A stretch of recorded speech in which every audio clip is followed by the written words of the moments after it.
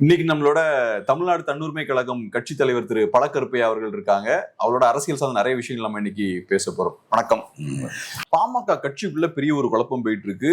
ராமதாஸ் அவர்களுக்கும் அன்புமணி ராமதாஸ் அவர்களுக்கும் இடையே பெரிய ஒரு மோதல் போயிட்டு இருக்கு. இந்த மோதலை பொறுத்தளவுல அடிப்படையில இது ஒரு அரசியல் ரீதியான ஒரு மோதல் தான். பாமக அப்படின்ற ஒரு கட்சிக்குள்ள இருக்கக்கூடிய ரெண்டு முக்கியமான தலைவர்கள் மோதிக்கிறாங்க. ஆனா இன்னொரு ஆங்கிள் இருந்து பார்க்கும்போது இது பச்சையான ஒரு ஃபேமிலி பாலிடிக்ஸும் கூட. இப்ப ராமதாஸ் அவர்களை பொறுத்தளவு அவரோட பையனை பவருக்கு கொண்டு வராரு. அவரோட பையனோட கண்ட்ரோல் அதிகமாயிட்டு இருக்கு, அவரோட ஃபேமிலி கண்ட்ரோலும் அதிகமாயிட்டு இருக்கு. ஸோ ஒரு ஃபேமிலி சண்டையாவும் இதை பார்க்கலாம். ஸோ ஃபேமிலி சண்டையா பார்க்கும்போது இது பிஎம்கேவுக்கு மட்டும் பிரத்யேக பிரச்சனை கிடையாது. தமிழ்நாட்டில் இருக்கக்கூடிய நிறைய கட்சிகள்ல பார்த்தோம்னா இதே மாதிரி இந்த ஃபேமிலி பாலிடிக்ஸ் அங்கேயும் போயிட்டு இருக்கு. ஸோ ஓவராலா இதுல இந்த ஃபேமிலி பாலிடிக்ஸ் ஆங்கிலையும் கொண்டு வர வேண்டியது அதை எப்படி பாக்குறீங்க? இது பிளேட்டோ 2200 ஆண்டுகளுக்கு முன்பு இதை சிந்திக்கிறான். அவன் ரிப்பப்ளிக் என்ற ஒரு பெரிய ஆய்வு நூல் ஒன்று இருக்காது. அதில் சொல்லுகிறான், ஜனநாயகம் என்பது ரோமாபுரியில் தான் முதலில். நமக்கு அது வெள்ளைக்காரனால் பழக்கப்படுத்தப்பட்ட ஒன்று அந்த அமைப்பு. ஆனால் ரோமாபுரி 2200 ஆண்டுகளுக்கு முன்பே கிரேக்கமும் ரோமாபுரியும் ஜனநாயகத்தை அறிந்திருந்தன. பிறகு ஜனநாயகம் இங்கே மூடப்பட்டது, அது வேறு. அப்பொழுது அவன் சொல்லுகிறான், ஒரு நாட்டை ஆள்வதற்கு தகுதியுடையவர்கள் தான் வர வேண்டும். அப்படி தகுதியுடையவர்களை தேர்வு செய்வதற்கு ஒருவன் ஆட்சியில் அமர்ந்து விட்டால் எந்த காரணம் கொண்டும் மகனை கொண்டு வர நினைப்பான். அவனுக்கு மகனையே அடையாளம் தெரியாதவாறு செய்துவிட வேண்டும். எவனெல்லாம் குடும்ப வாழ்க்கைக்குள் வருகிறானோ அவனெல்லாம் மகனை அடையாளம் தெரிந்து கொள்வான். மகனை தனக்கு பின்னால் ஆட்சியில் அமர்த்துவான். ஆகவே குடும்ப வாழ்க்கைக்குள் செல்லாத நாடாளுவதற்கென்றே ஐஏஎஸ் துறை போல ஒரு கூட்டத்தை உருவாக்கி, அந்த கூட்டம் மொத்தத்திற்கும் அவர்களுடைய உணர்வுகளுக்கு வடிகாலாக தாசிகளை உருவாக்கி, யார் யாருக்கு பெறுகிறார்கள் என்றே இல்லாமல் இவர்களுடைய கருத்தை வளர்த்து, அறிவை வளர்த்து, இவர்களுடைய தொண்டு செய்கின்ற மனப்பான்மையை வளர்த்து, அவர்களில் சிறந்தவர்கள் ஆட்சிக்கு வருமாறு செய்ய வேண்டும் என்பதை அவன் சொல்லுகிறான். அட்மினிஸ்ட்ரேட்டர்ஸ் வைஃப்ஸ் ஷுட் பி காம்யூனலைஸ்ட் என்பது அவன் சொன்ன பெரிய வார்த்தை.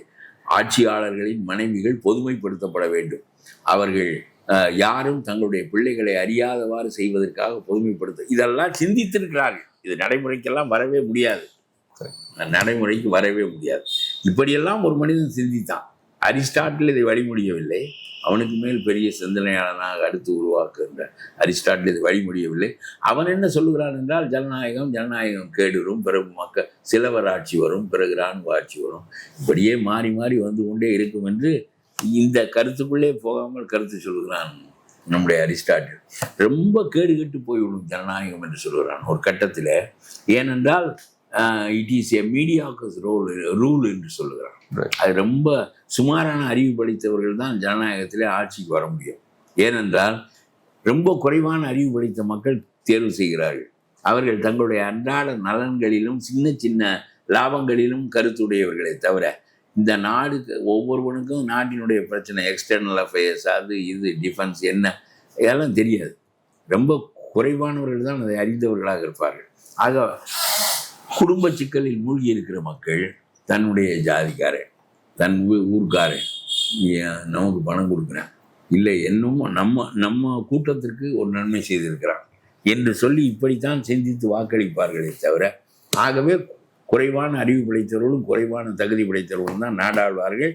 That is the nature of democracy என்று அரிஸ்டாட்டில் சொல்கிறான். அவன் வேறு வகையாக பார்க்கிறான், அவன் வேறு வகையாக. சரி, அது கிடக்கட்டும்.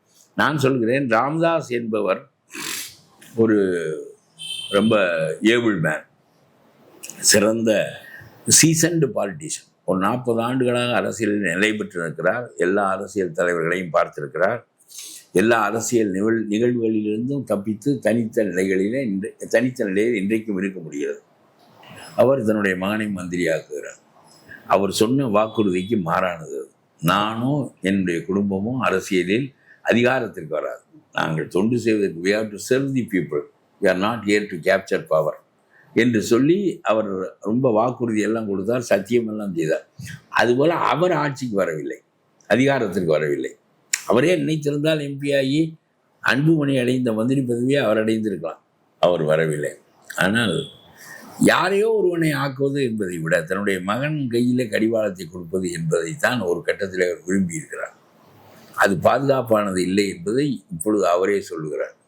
இதில் ரொம்ப வியப்பானது என்ன என்றால், மகனை நான் ஆக்கியது தப்பு, முட்டாள்தனம், உன்னை மந்திரியாக ஆக்கியது தப்பு, தலைவராக ஆக்கியது தப்பு, அவன் என்னென்ன தவறுகளை எல்லாம் செய்தான் என்று அவர் அடுக்கி சொல்லுகின்ற போது, மற்றவையெல்லாம் கிடக்கட்டும், அடுக்கி சொல்லுகின்ற போது, மகன் என்பவன் ஒரு தந்தைக்கு அதிகாரத்தை அடைந்தவன், மகனை ஆக்கினால் தன்னுடைய அதிகாரம் பாதுகாப்பாக இருக்கும் என்று நினைக்கின்றான்.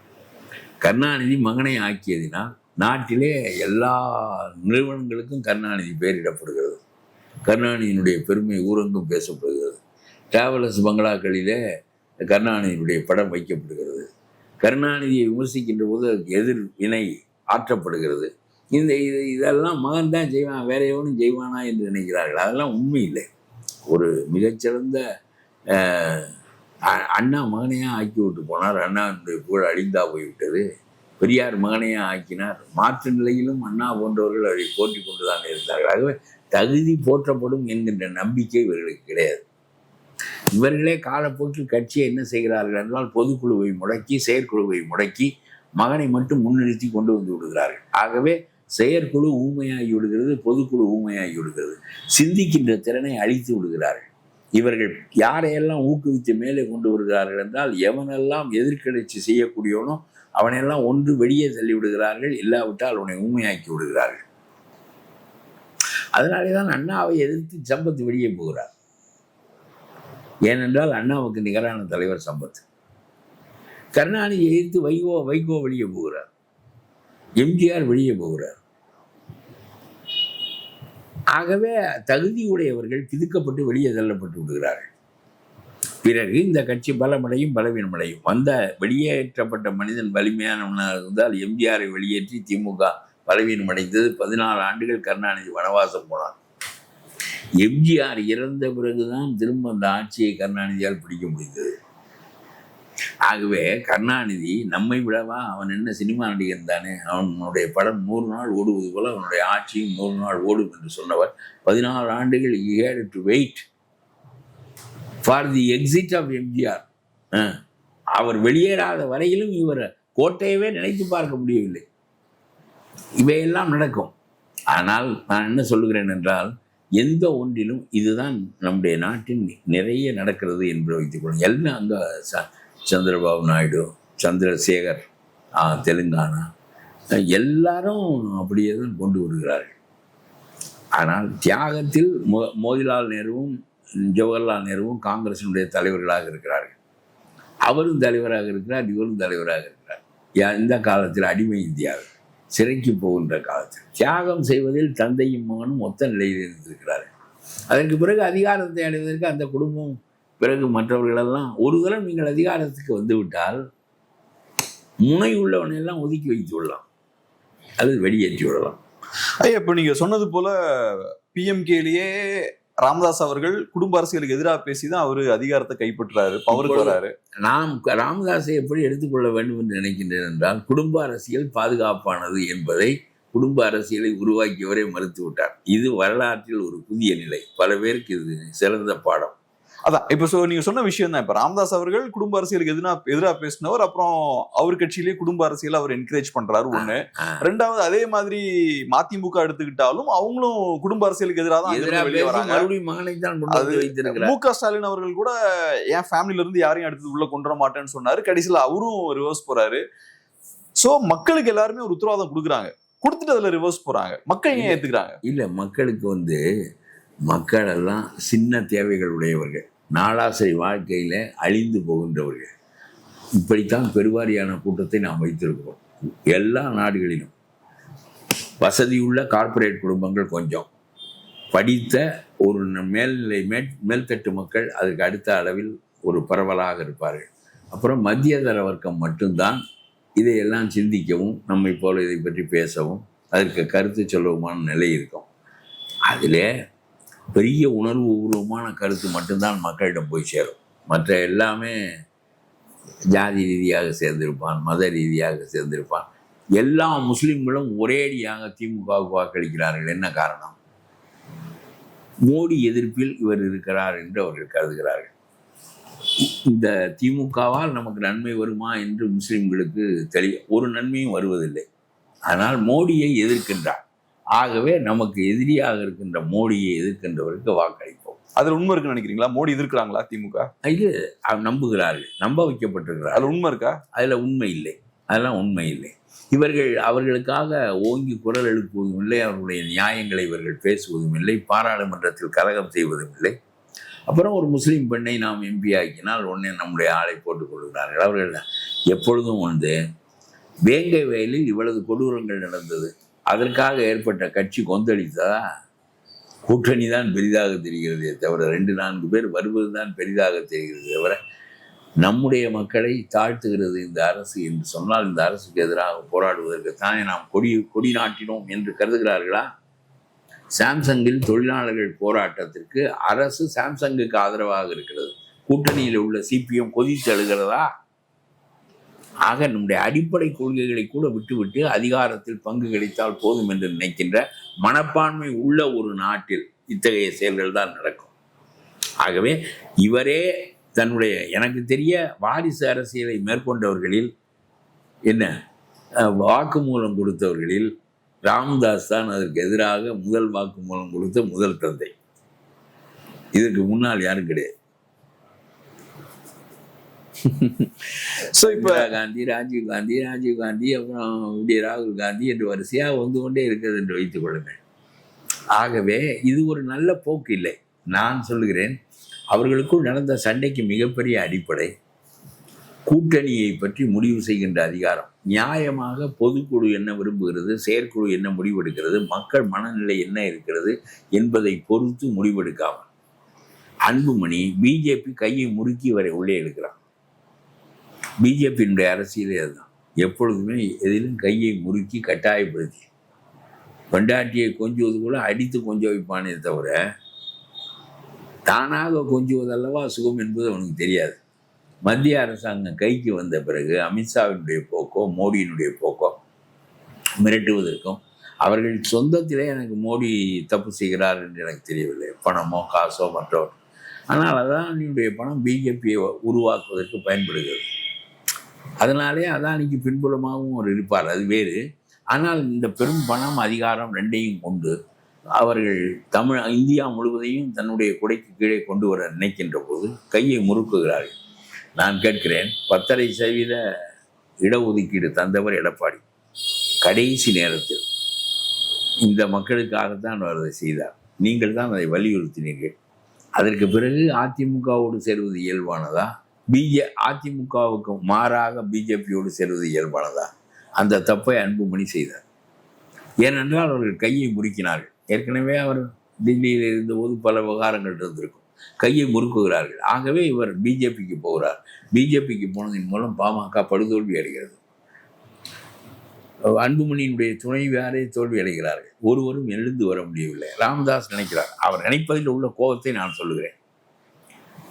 அந்த திருமாவளவன் கட்சிக்கு கூட 2 எம்பி இருக்கிறான். நம்முடைய கட்சி அதை விட பெரிய கட்சி, அதை விட பழமையான கட்சி. நமக்கு ஒருவன் கூட இல்லையே, அது காரணம் தவறாக எடுக்கப்பட்ட முடிவு தானே என்று கோபப்படுகிறார். இந்த அதிகாரம் உன்னிடம் தலைவராக இருக்கிற காரணத்தினால் வந்தது என்றால் தலைவர் பதவியை பிடுங்குகிறேன் என்று அவர் நினைக்கிறார். ஆனால் அதற்குள் இவர் தன்னுடைய கட்சி முழுவதையும் தன்னுடைய கைக்குள் கொண்டு வந்து விடுகிறார். நான் சொல்லுகிறேன், ஒரு தலைவனுடைய சொந்த முடிவுகளின்படி ஒரு கட்சி நடத்தப்பட்டால் வெகு காலத்துக்கு அவருடைய விருப்பு வெறுப்பு, சொந்த கோபதாபங்கள், சொந்த ஆசைகள், சொந்த விருப்பங்கள், இவற்றின் பேரிலே முடிவுகள் எடுக்கப்படக்கூடாது. இந்த சமூகத்திற்கு எது நன்மையானது அதனுடைய அடிப்படையில் அதை கட்சி பிரதிபலிக்க வேண்டும். கட்சி பிரதிபலிப்பதை தலைவன் பிரதிபலிக்க வேண்டும். இப்பொழுது தலைவன் ஒற்றை மனிதனாகி விடுகிறார். அவர் என்ன வேண்டுமானாலும் முடிவு செய்யலாம். இந்த கீழே இருப்பவர்கள் என்ன நினைக்கிறார்கள்? நமக்கு சீட்டு கொடுப்பார், நமக்கு எம்எல்ஏ சீட்டு கொடுப்பார், நாம் எம்எல்ஏ ஆகும், அவ்வளோதான். ஆக மொத்தம் அதிகாரத்தை பங்கிட்டுக் கொள்வதற்கு நாம் ஒரு கூட்டமாக இருப்பது முக்கியமே தவிர ஒரு கொள்கை அடிப்படையில் தலைவன் சொல்வதை மறுத்தால் பிறகு கட்சி உடையும். ஐயா, இப்ப குடும்ப அரசியல் அப்படின்ற விஷயத்தை எடுத்துக்கிட்டோம்னா இந்தியா முழுக்க இருக்கு. பல மாநிலங்கள்ல குடும்ப அரசியல் ரொம்ப வலுவா இருக்கு. வேற எந்த மாநிலத்திலயும் இந்த அளவுக்கு சண்டை வந்ததை பார்க்க முடியல. குறிப்பா இப்ப மேபி யூபியில எஸ்பி பார்ட்டிக்குள்ள அகிலேஷ் யாதவ் அவர்களுக்கும் முலாயம் சிங் யாதவுக்கும் சண்டைலாம் வந்தது. ஆனா அது கூட இந்த அளவுக்கு போல. மற்ற குடும்பங்கள்லாம் முலாயம் சிங் முலாயம் சிங் அவன் மகன் பேர் என்ன? அகிலேஷ் ஒழிச்சு விட்டாரு அவரை, தகப்பனாரு. அவர் தான் சோசியலிஸ்ட் கட்சியிலிருந்து இந்த யாதவர்களுக்கான கட்சியை உண்டாக்கி கொண்டு வந்தவர் முலாயம் சிங் தான்.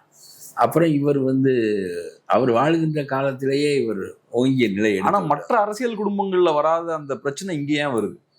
இங்க ரொம்ப அதிகமா இருக்கு, பயங்கரமா. இந்த அளவுக்குலாம் நம்ம மற்ற அரசியல் ஃபேமிலிஸ்ல எல்லாம் பார்க்கலையே. இது சண்டைக்கு அடிப்படையே இந்த கூட்டணி குறித்த விவகாரங்கள், அதில் மகன் எடுக்கின்ற முடிவு தவறானது. இந்த முடிவின்படி மீண்டும் ஒரு தோல்வியை நாம் சந்திக்க நேரிட்டால் கட்சி இல்லாமல் போய்விடும் என்கின்ற அச்சம் அவருக்கு ஏற்பட்டிருக்க கூடும். அதனுடைய விளைவாக அந்த அதிகாரத்தை தன் கையில் வைத்துக் கொள்ள நினைக்கிறார். அந்த தலைவரை நீக்குகிறார். நீ செயல் தலைவன், உனக்கு கூட்டணி பற்றி பேசுகிற உரிமை இல்லை. ஒரு உரிமையும் இல்லாமல் தலைவராக இருப்பதில் என்ன பயன் என்று இவர் நினைக்கிறார். இவரிடம் 90 பங்கு மனிதர்கள் இருக்கிறார்கள், அவரிடம் 10% மனிதர்கள் தான் இருக்கிறார்கள். அன்புமணி கைதான் இப்பொழுது ஓங்கி இருக்கிறது. அவர் ஒரு பொதுக்குழுவை கூட்டி தன்னை தலைவராக மீண்டும் மெய்ப்பித்து கொண்டு விடுவார். பாட்டாளி மக்கள் கட்சியினுடைய தலைவராக அந்த மாவட்ட செயலாளர்கள், பொதுக்குழு உறுப்பினர்கள், செயற்குழு உறுப்பினர்கள் எல்லாம் கூட்டி அவர் இன்றைக்கு கூட்டம் கூட்டுகிறார் என்று சொல்கிறார்கள், மெய்ப்பித்து கொண்டு விடுவார். ஆனால் நான் சொல்லுகிறேன், ராமதாசனுடைய முகம் இல்லாமல் பாட்டாளி மக்கள் கட்சியை மேல்நிலைக்கு கொண்டு போகவே முடியாது. எவ்வளவு பேரை நாம் கூட வைத்திருந்தாலும், எல்லாரும் சேர்ந்து நம்மோடு அரவணைத்து நின்றாலும், ராமதாசனுடைய கட்சி, ராமதாசனுடைய முகம், அதுதான் பாட்டாளி மக்களின் நிலைப்பாடாக இருக்குமே தவிர, மக்களிடம் போனவர் ராமதாஸ் தான். கட்சியிடம் அவருக்கு வயதாகிவிட்டது என்று மகன் பக்கம் இருக்கலாம், அது ஒரு பொதுவான நிலைப்பாடு. ஆனால் என்னுடைய கருத்து, பாட்டாளி மக்கள் கட்சி ராமதாசனுடைய முகம் இல்லாமல் அதை நடத்துவதோ, ராமதாஸை பகைத்து நடத்துவதோ, ராமதாஸை புறந்தள்ளி நடத்துவதோ வெற்றி பெறாது, சுருங்கி போயிடும் அந்த கட்சி. ஐயா, நீங்க தொடக்கத்துல பேசும்போது ஒரு விஷயம் சொன்னீங்க, மீடியாக்கர் லீடர்ஸ் அப்படின்ற ஒரு கான்செப்ட்லாம் சொன்னீங்க. குறிப்பா ஜனநாயகங்கள்ல மீடியாக்கர் லீடர்ஸ் பெரும்பாலும் பவருக்கு வரதை பார்க்க முடியும்னு சொன்னீங்க. அது குடும்ப அரசியலுக்கும் பொருந்தும். அது குடும்ப அரசியல் வழியா வரக்கூடிய தலைவர்களும் பெரும்பாலும் அவங்களோட தகுதியின் அடிப்படையில் வரலாது. இப்ப கலைஞர் போராடி வந்தவர், அண்ணாவோடு சேர்ந்து அந்த தலைமுறையில் அறிவு இயக்கமாக இருந்து அதில் தன்னுடைய தகுதியை மெய்ப்பித்து பல முறை சிறைக்கு சென்று, இப்படி அவருடைய தலைமை அது மெய்ப்பிக்கப்பட்ட தலைமை. ஆனால் அவருக்கு அதுக்கு மேல் தொடர்ந்து பார்க்கிறார், இதெல்லாம் சம்பத்தை அனுமதித்திருக்க வேண்டும், வேறு ஆட்களை அனுமதித்திருக்க வேண்டும், வைகோவை வைத்திருக்க வேண்டும், இது போலலாம் அதெல்லாம் தே ஆர் சேலஞ்சிங் அஸ். யார் மகன் தான் அதை சேலஞ்ச் பண்ண மாட்டான்னு நினச்சி மகனை உண்டாக்குறார். மகன் இப்பொழுது உதயநிதி உண்டாக்கப்படுகிறார். ரொம்ப குறைவான வயதில், ஒரு படிப்பும் இல்லை, ஒரு சிந்தனையும் இல்லை. ஸ்டாலினுக்கே இல்லையே. ஸ்டாலினே எழுதி கொடுப்பதை படிக்கின்றவர் தான் தவிர அவர் கலைஞர் படிப்பார். அவருக்கு நாட்டினுடைய போக்கு எல்லாமே தெரியும். ஆனால் இப்போ ஸ்டாலினுக்கு எந்த தகுதியும் இல்லை. சும்மா யாரும் நாடாள முடியும், அதுதான் ஜனநாயகம். ஜனநாயகத்தினுடைய ஒரே பெரிய சிறப்பு என்ன தெரியுமா? பெரிய அதிகார வர்க்கம் ஒன்று, that is a permanent structure. ஒரு அதிகார வர்க்கம், ஐஏஎஸ் அதிகார வர்க்கம் உண்டாக்கப்பட்டிருக்கிறது. அந்த அதிகார வர்க்கம் யார் ஆட்சிக்கு வருகிறார்கள் என்பது குறித்து கவலைப்படுகின்ற அதிகார வர்க்கம் இல்லை. அது நிலையானது. அடிப்படையிலிருந்து அவர்களை கொண்டு வருகிறார்கள். ஆகவே பல அனுபவங்களை பெற்று வந்து விடுகிறார்கள் அந்த ஐஏஎஸ் அதிகாரிகள். டிப்டி டிஆர்ஓவில் தொடங்கி கலெக்டர் ஆகி, அப்படியே செக்ரட்டரி ஆகி, துணை செக்ரட்டரி ஆகி பல்வேறு துறைகளில் வேலை பார்த்து மாற்றப்பட்டு இருந்து பல அனுபவங்களை பெற்று அவர்கள் சிறந்த ஆட்சியாளர்கள்.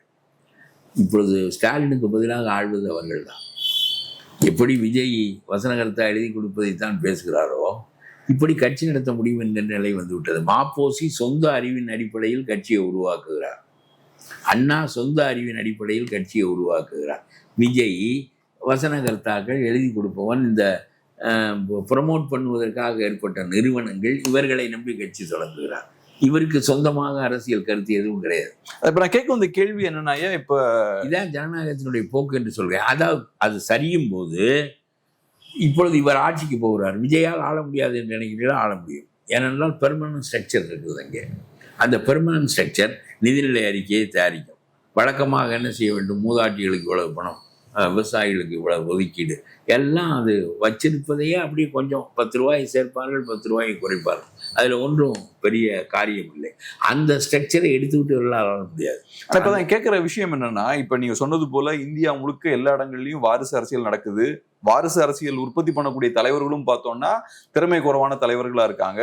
பட் இருந்தாலும் மக்களுக்கு பெரிய பாதிப்பு ஏற்பட்ட மாதிரி தெரியல, பெரிய புரட்சிகள்லாம் வெடிச்ச மாதிரி தெரியல, ஓரளவுக்கு ஒரு பொலிட்டிக்கல் ஸ்டெபிலிட்டி இருக்கு, ஒன்றும் பெரிய பிரச்சனைகள் குழப்பங்கள்லாம் வரலையே. இல்லை, அது செய்வதற்கு சிறந்த தலைவன் வேண்டும். அது செய்வதற்கு சிறந்த தலைவன் வேண்டும். ஒரு பெரிய குழப்பங்கள் நடந்தபோது நக்சல்வாதி இயக்கம் இந்த நாட்டில் தோன்றியது. பெரிய வீறு கொண்டு இருந்தது நக்சல்வாதி இயக்கம் ஒரு காலகட்டத்தில். அப்புறம் பிறகு தேய்ந்தது. புதிய சிந்தனைகளை உடைய, மன வலிமை மிக்க, நேர்மையும் உடைய தலைமை உருவாகின்ற போது நாடு அப்படி பிறண்டு வரும். நம்ம அரிஸ்டாட்டில் மாற்றி மாற்றி சொல்வார், ஜனநாயகம் ரொம்ப மோசமாக, ஊழலாக, சிக்கெடுக்க முடியாததாக ஆகி விடுகின்ற போது அது ஒரு வலிமை மிகுந்தவன் கையில் வந்து மாட்டிக்கொள்ளும் என்பார். அது இராணுவமாக இருக்கலாம், அல்லது நாட்டினுடைய காந்தி இராணுவமா, ஒரு மனிதனுடைய சொல் எவ்வளவு தூரம் சென்றது, அது மாதிரி ஒரு மனிதனுடைய சொல் அவன் செல்லும் போது அதற்கு நாடு வந்து ஒத்துழைத்து விடும். இந்த ஜனநாயக அமைப்புகளே, லீ குவான் என்கின்ற மனிதன், he is not a democrat, limited democracy தான் சிங்கப்பூரில் இருக்கிறது. என்னிடம் கேட்டால், தமிழ்நாட்டை லீ குவான் வந்து எங்களுக்காக ஒரு 10 ஆண்டுகள் ஆண்டு கொடுத்து இந்த நாட்டை ஒழுங்குபடுத்தி வைத்து விட்டு போக வேண்டும் என்று அவர் இருந்தால் நான் விண்ணப்பம் செய்வேன். என்னுடைய ஆள் வாழ வேண்டும் என்பதில்லை. என்னுடைய ஆள் ஆண்டால் ஸ்டாலின் போலத்தான் ஆள முடியும். என்னுடைய வாழ்க்கையும் மற்றவையும் ஒரே மாதிரியாகத்தான் இருக்கும். அவர்கள் அடித்தது போக மிச்சத்தை நமக்கு போடுவார்கள்.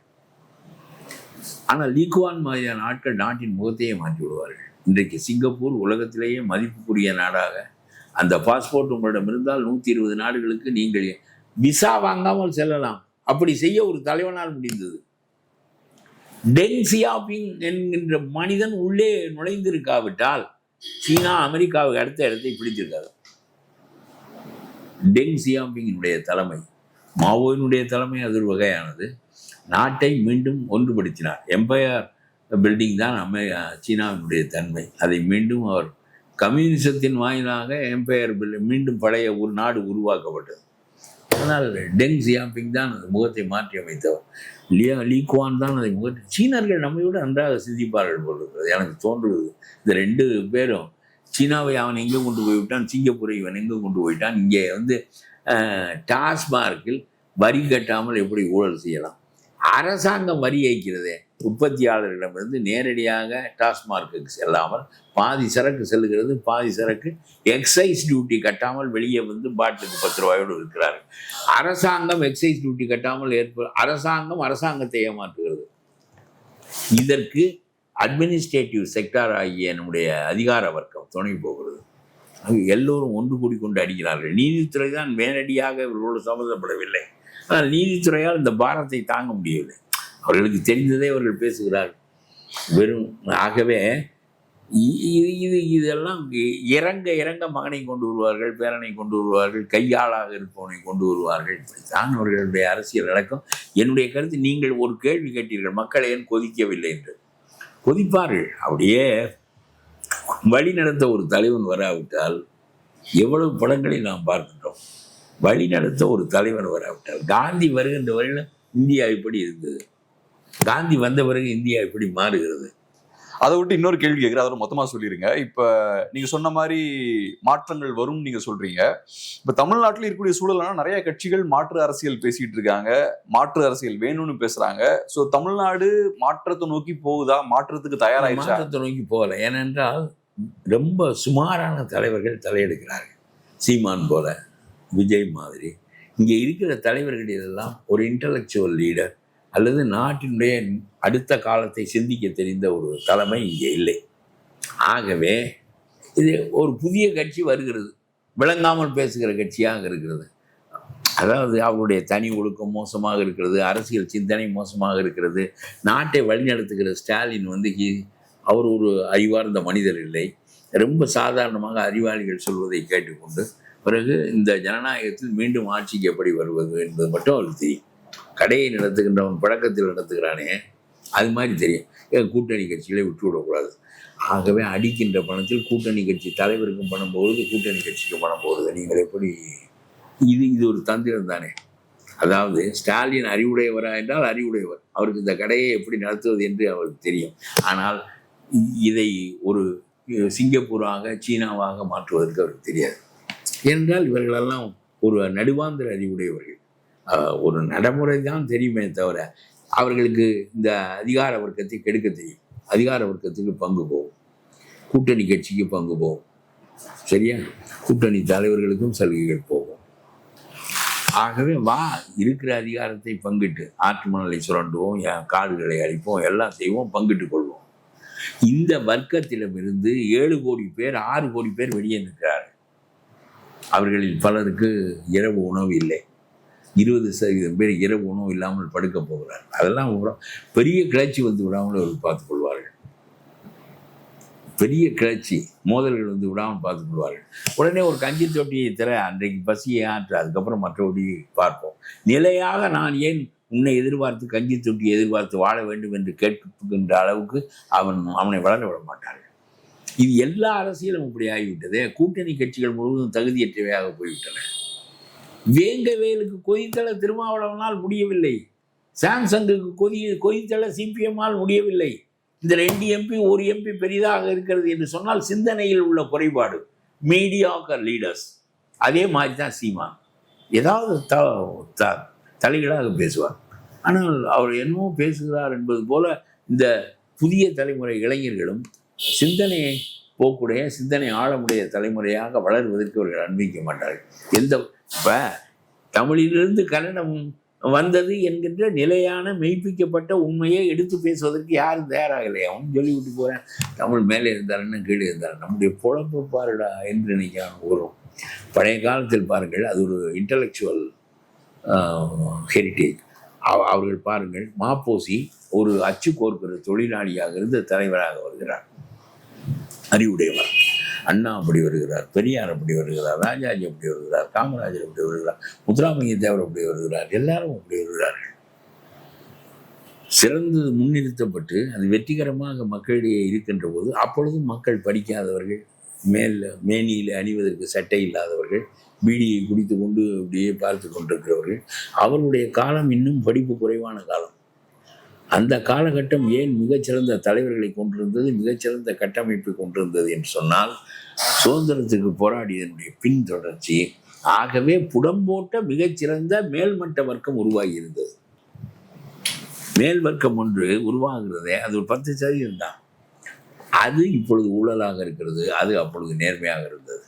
அதற்கு மூல பிதாமகனாக காந்தி இருந்தார். ஆகவே தன்னலம் கருதாமல் போராடுகின்ற பயிற்சி அவர்களுக்கு அளிக்கப்பட்டது. அவர்கள் அதில் வெற்றி பெற்றார்கள், தொடர்ந்து ஆட்சிக்கு வந்தார்கள், ஆட்சி நேர்மையாக இருந்தது. பிறகு இப்பொழுது ஆட்சிக்கு எவனும் வருவான், ஓட்டு போட வேண்டும். ஆனால் தலைவர்களில் எங்கே மாப்போசி, எங்கே அண்ணா, எங்கே முத்துராமலிங்க தேவர், எங்கே ராஜாஜி? ராஜாஜி மாதிரி ஒரு ஆள் பெரிய பிலாசபர் கிங், அவர் ஒரு முதலமைச்சராக வருவதை நாம் எதிர்பார்க்க முடியுமா?